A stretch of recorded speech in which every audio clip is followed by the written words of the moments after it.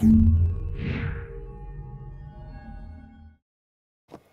this week I'm going to do a really quick review on the KK2 board by Hobby King.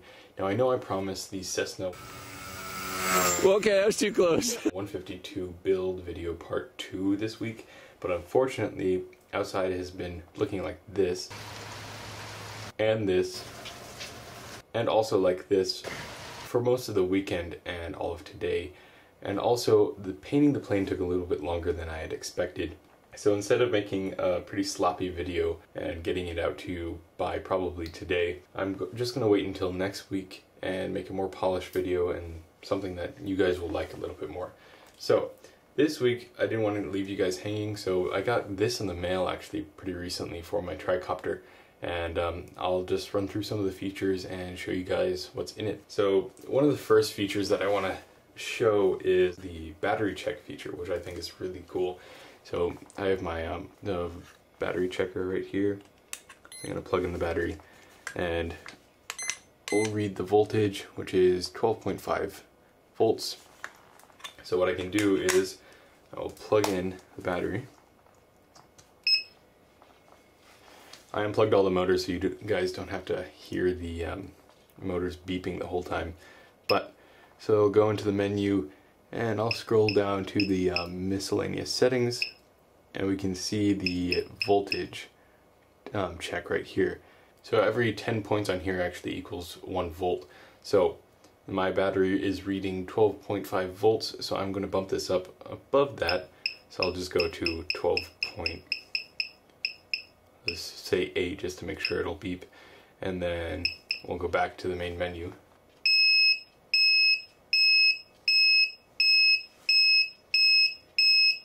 So the intervals in between the beeps will actually increase the farther below the voltage you go. Most of the time I set mine up to 11 volts, which seems to be the correct voltage for a 3-cell battery with my setup. So it'll warn me when my battery's running low, which is really nice.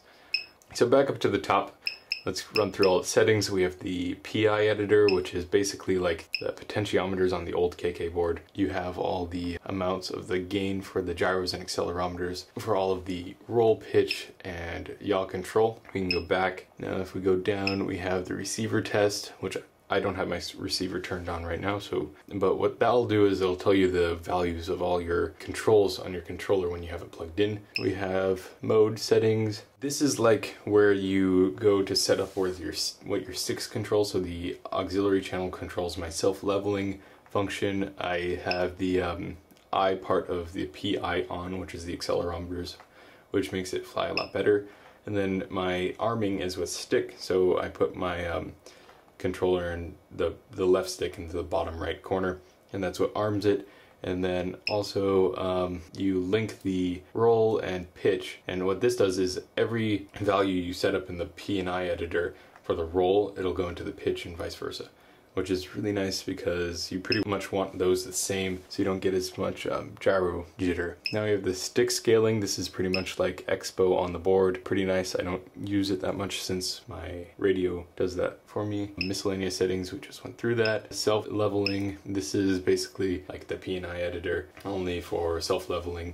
And the self-leveling function, you flip the switch and it should self-right itself. I'm actually having some problems with it right now. It wants to turn to the right in normal function, like the rates mode, and it'll fly perfectly. So I don't use that as much because then I have to trim out the self-leveling function. The sensor test, this is all the different sensors on the board. So you have 3 gyros and 3 accelerometers. I'm not going to move it around because I'll mess up my camera. Sensor calibration, I don't want to push that because once you push it, you can't get back, and I don't think my floor is level here.